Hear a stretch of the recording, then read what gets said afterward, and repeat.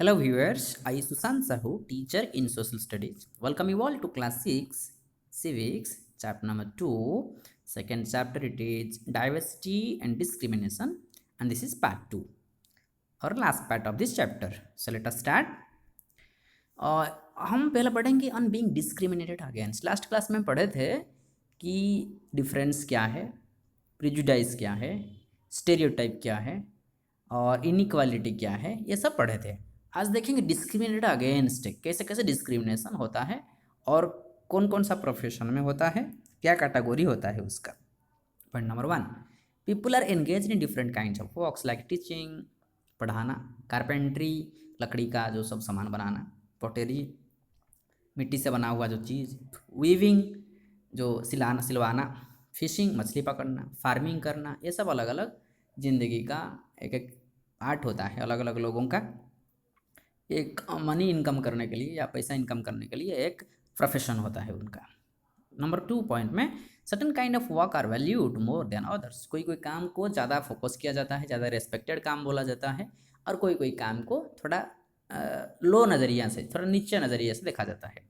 जैसे कि जो लोग काम करते हैं, जैसे क्लीनिंग करते हैं, वॉशिंग करते हैं, बाल काटते हैं, गार्बेज जो कचरा फेंकते हैं, उन लोगों का काम को थोड़ा कम वैल्यू दिया जाता है। उन लोगों को भी थोड़ा इतना अच्छा रिस्पेक्ट नहीं मिलता है सोसाइटी में। तो ये जो उनका जो काम होता है, जो डर्टी इम्प्योर जगह में वो काम करते हैं या साफ़ सफाई करते हैं, उनको उतना ध्यान नहीं दिया जाता है सोसाइटी में। तो ये एक तरीका का डिस्क्रिमिनेटेड थिंकिंग है, एक तरीका का नेगेटिव थिंकिंग है लोगों का मन में, राइट। फिर बात करेंगे कास्ट सिस्टम। हमारे सोसाइटी में जो कास्ट सिस्टम है, जो जाति व्यवस्था है, वो कैसा है।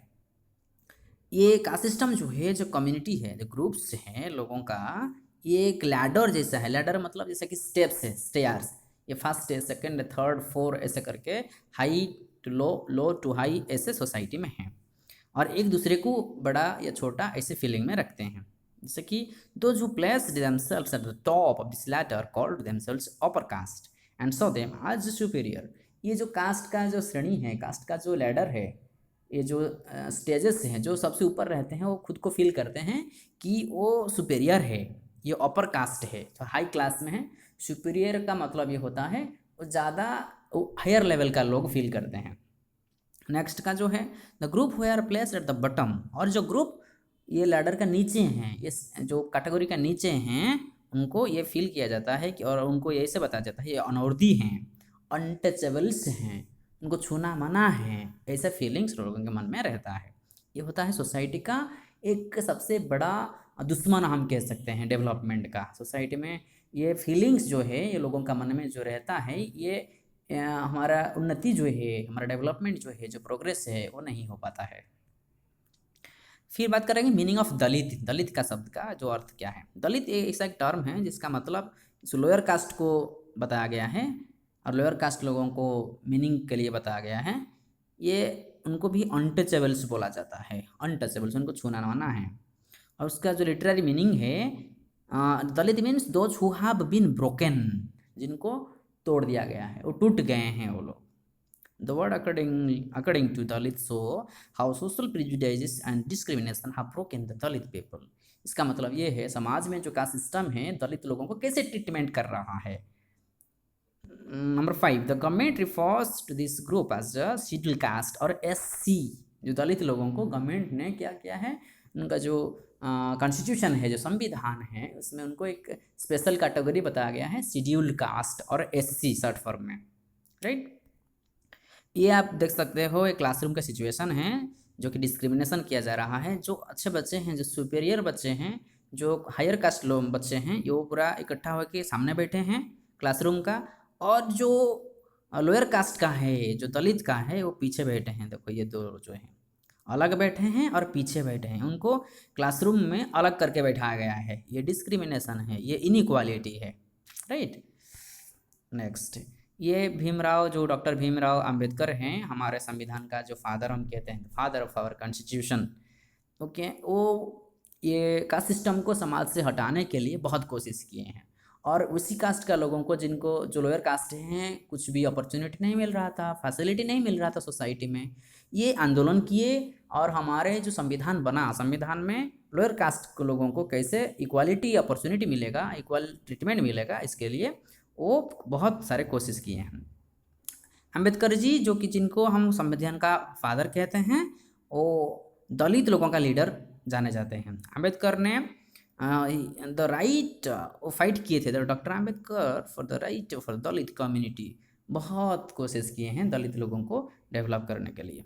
ही was born in to the Mahar caste which was considered untouchable. Maharashtra का एक जगह था महार कास्ट, महार कास्ट का लोग जहाँ रहते थे उसी कम्युनिटी का वो इंसान है। Later in life, he converted to Buddhism in his search for a religion that treated all members equally. वो अपने ज़िंदगी में मतलब हिंदू से बुद्धिज्म बन गए, मतलब एक जो रिलीजन वो ढूंढते थे, जिस रिलीजन में सारे धर्म को, सारे लोगों को इक्वल ट्रीटमेंट मिले, तो वो बुद्धिज्म ही एक्सेप्ट किए थे। Last point, doctor Ambedkar believed that Dalits must fight the caste system and work toward a society based on respect. वो ऐसा है कि सोच उनका था कि जो सोसाइटी है वो कास्ट सिस्टम बिल्कुल नहीं रहना चाहिए, ये सबको इक्वल अपॉर्चुनिटी मिलना चाहिए। अगर ये सारे लोगों को जो अपॉर्चुनिटी है, जो फैसिलिटी है, जो रेस्पेक्ट है, सारे इक्वली ऐसे ज़िंदगी जी रहेंगे तो हमारा देश बहुत जल्दी आगे बढ़ेगा। हुआ। Next, striving for equality. Equality का जो दौर है, इक्वालिटी का जो रेस है, वो कैसे लोग पाने के लिए, इक्वालिटी पाने के लिए या अपना जस्टिस पाने के लिए वो अलग अलग मूवमेंट किए, जैसे कि Dalits, women, tribal people, peasants, वो they fought against the inequalities they experience in their lives. अपना ज़िंदगी में जो सब इनइक्वालिटी वो फील कर रहे थे, वो उन इसका अगेंस्ट में, इनइक्वालिटी का अगेंस्ट में वो वायलेंस किए, या हम कह सकते हैं और डिमांड किए कि हमको भी इक्वालिटी चाहिए। As pointed out earlier, many Dalits organized themselves to gain entry into temples. पहले से क्या था, जो लोअर कास्ट हैं, जो थोड़ा लो कैटेगरी का है, उनको मंदिर में एंट्री करना मना था, लेकिन बाद में वो बोले कि नहीं, हमको इक्वालिटी चाहिए, इक्वल अपॉर्चुनिटी चाहिए, हम भी मंदिर जा सकते हैं नॉर्मल पीपल जैसा। Number 3, women demanded that they should have as much as right to education as men did. Women लोग भी डिमांड किए जैसे कि मैन लोगों को मिल रहा है, पुरुष लोगों को जैसे अधिकार मिल रहा है, महिलाओं के भी वैसा वाला अधिकार मिलना जरूरी है। Number 4, many leaders of this struggle such as doctor Ambedkar had also fought for the rights of this Dalits. ये डॉक्टर आम्बेडकर भी इन लोगों का, जो दलित थे, वोमेन थे, ट्राइबल थे, पीजेंट्स थे, उनका जो डिमांड्स के साथ ये रहे और लड़ाई किए, उनको कैसे इक्वालिटी मिलेगा, इक्वल अपॉर्चुनिटी मिलेगा। ये एक आप आंदोलन देख सकते हो, वोमेन एक रैली में है, डिमांडिंग देयर राइट्स, अपना राइट्स को पाने के लिए, अधिकार को पाने के लिए वो आंदोलन कर रहे हैं। This is called unity is power, right. Next, our constitution. Constitution क्या है? इसका मतलब संविधान। हमारे देश को चलाने के लिए, हमारे एडमिनिस्ट्रेशन, जो शासन व्यवस्था है, उसको अच्छा स्वच्छ बनाने के लिए जितना सारे कानून बनता है, वो कानून जहाँ लिखा होता है उस डॉक्यूमेंट को कहते हैं कॉन्स्टिट्यूशन या संविधान। ये हमारे देश को चलाने के लिए गाइड करता है सरकार को। The writers of the constitution also said that respect for diversity was a significant element in ensuring equality. इसमें लिखा गया है जो डाइवर्सिटी है, डाइवर्सिटी का मतलब जैसे कि वेराइटीज़, हमारे देश में अलग अलग भाषा बोलते हैं, इंग्लिश, उड़िया, फिर जैसे कि हिंदी, राइट, बंगाली, भोजपुरी एंड अलग अलग रीजनल लैंग्वेजेस, राइट। तो ये सारे वेराइटी जो है, ये वेराइटी को रेस्पेक्ट करना, ये हमारे संविधान में बताया गया है। They felt that people must have the freedom to follow their religion, speak their languages, celebrate their festivals and express themselves freely. सारे लोगों को फ्रीडम मिलना चाहिए, उनका जो कम्युनिटी है, उनका जो कल्चर है, वो कल्चर के साथ ज़िंदगी जीने के लिए। Number 3, they said that no one language or religion or festival should become compulsory for all to follow. ऐसा कोई स्पेसिफिक एक भाषा नहीं होगा या एक स्पेसिफिक कोई लैंग्वेज नहीं होगा, सब कि सबको ये कंपलसरी किया जाए, आपको ये करना है, आपको ये बोलना है, आपको ऐसे करना है, ऐसा नहीं होना चाहिए। They said that the government must treat all religions equally. वो बताया गया संविधान में कि गवर्नमेंट ने, जो सरकार ने, सारे धर्म को इक्वल ट्रीटमेंट करेगा, सारे धर्म को इक्वल फैसिलिटीज देगा। Number 5, therefore India became a secular country. इसलिए भारत को एक सेक्युलर कंट्री बोला जाता है, धर्मनिरपेक्ष राष्ट्र।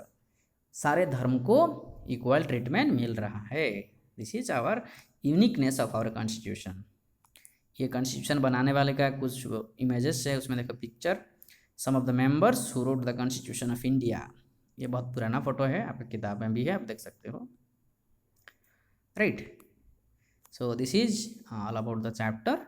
The chapter is over. So dear viewers, once again we'll meet in the next video, next portion, next chapter. Till that, take care of your studies. Thank you all.